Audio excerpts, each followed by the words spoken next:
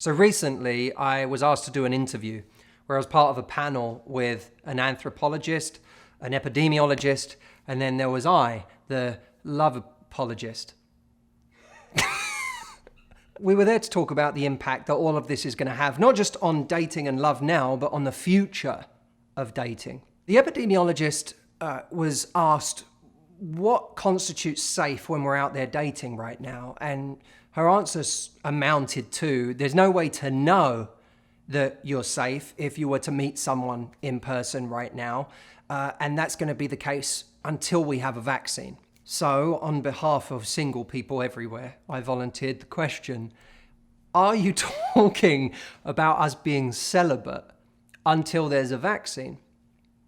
And she said, well, no, you might be able to meet up with someone in person if you are able to really trust that that person hasn't been around lots of other people, hasn't been to any events, any gatherings. At that point, maybe you might meet up with that person and be 6 feet apart, which then, of course, begs another question, which is, at what point do you decrease the distance from 6 feet to something more romantic? We are now introduced, aren't we, to a different layer of complexity in dating as single people. The complexity before was, how do I discern someone's intentions? Do they want a relationship? Do they not? Are they looking for the same thing as me? Are they just looking to play around? Well, now we're not just trying to discern intentions, we're trying to discern the state of someone's health, whether they are a carrier or not. That is a difficult thing to think about. We used to think about that, and still do, of course, in the context of sex. At the point of sleeping with someone, we would, of course, want to know whether they had any STDs that we needed to be concerned about. We'd use protection. Now, we're not talking about it at that intimate stage. We're having to figure out certain things about each other before we even go on a date. Have you been around people? Think about that. Not have you slept with anyone unprotected. Have you been around people? In which case, I'm more concerned about meeting up with you. So what happens as things begin to open up again and we start trying to figure out how to navigate our dating lives? It's a time when it's going to be even more confusing because people are going to have all sorts of different standards about this. We're already seeing this not just between cities and states, because that gets stereotyped, doesn't it? This state is behaving really badly. This state's doing a really good job. This state's taking it too seriously. There's all of that side of it, but even within neighborhoods, door to door, people have different beliefs. I don't know if you've had the experience of talking to a neighbor or someone who's close to you and realizing that person has a completely different belief system about this whole thing than you do. We don't date a city or a state, we date door to door. We date the person who lives in that house or that house, who might have a different opinion on what safe is or how necessary it is to even worry about any of the guidelines that are given to us. That's the part we're going to have to navigate when we talk about what have you been up to? How have you been spending your time in quarantine? Have you been around lots of people? Are you still seeing friends? When things open up and you decide you do feel comfortable enough with the way somebody else has been acting in their own life that you want to meet up with them in person, there will be a moment where the two of you see each other on that date and you may have decided for yourself, I'm not going to hug this person right now.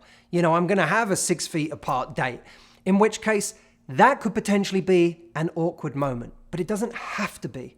Communicating your standards is something that can be done elegantly in a charming and warm way. You could see that person walk through the door and say, I would normally hug you, but I'm trying to be careful right now and I'm close to my family and I live with them or I see them often, so I'm being super careful, but just know that I would normally be hugging you.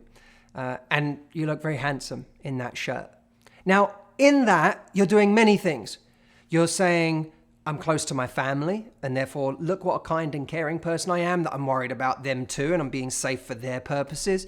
You're saying, I have a standard that I'm bold enough and confident enough to communicate to you without dancing around it or making things awkward.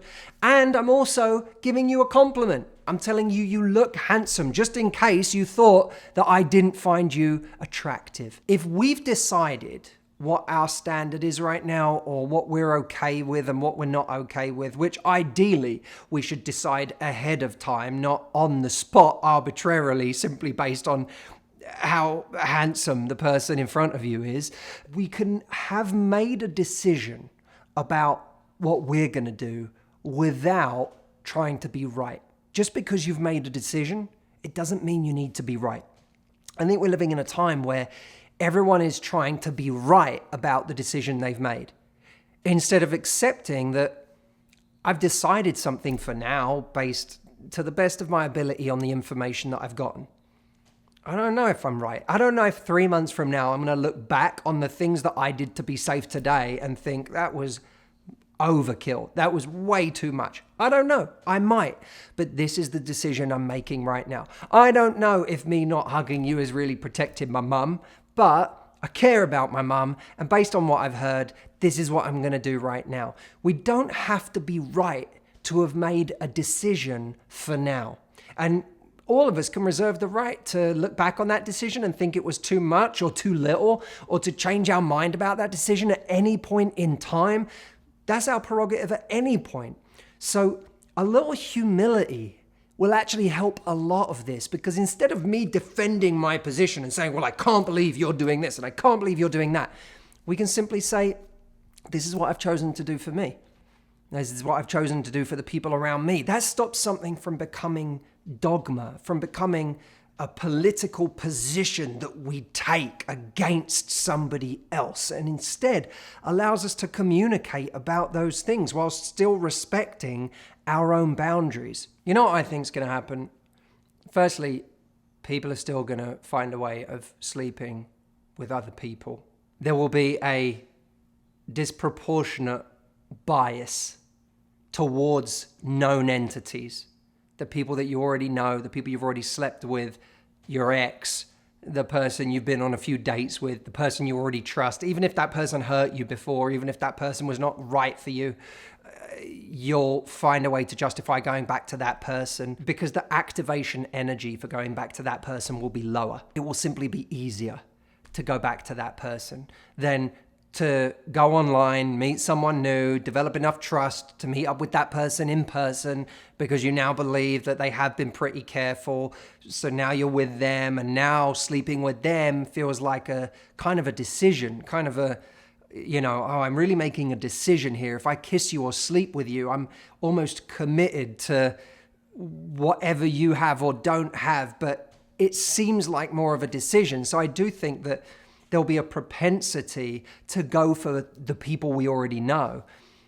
And where people don't have someone they already know that they can go to, I think that in the near future of dating, as people date, there may be an inclination towards less promiscuity. There may be an inherent squeamishness against sleeping with multiple people. And it might frankly become more selective. Do I really like you? Do I really want to take the risk with you? There'll also, of course, be differences in people's situations. People who have weakened immune systems or prior conditions are going to have to be more careful when they date. People who live with their parents might find themselves having to be more careful than a dater who lives alone and has no one to worry about but themselves. All these things are going to play into it. And of course, there will be certain people who disregard all of it and simply do what they want to do when they want to do it. I think those people will reveal themselves pretty quickly. The person who meets you online today and then says, shall we get together? Do you want to do something tomorrow? But also says, I don't normally do this. It's kind of like the person who sleeps with us in 5 seconds and says, I never do this. And you go, was I really that great in the first 5 seconds? Could I really have been that charming in the first hour of meeting you that you're just sleeping with me right now? It's the same thing. I think we're going to know fairly quickly if someone is very liberal about meeting up with lots of people. But if you do want some encouragement, consider this. There are many, many, many, many, many, many, many wonderful single people just like you, who also want to find a relationship and find themselves stuck at home, figuring out where that next right person is going to come from. The single people of the world did not vanish. They are still there, and they want to meet you. And a lot of people who were in relationships a few months ago are now broken up because they've realized that the person they're with is a nightmare to live with. So they're on the market too.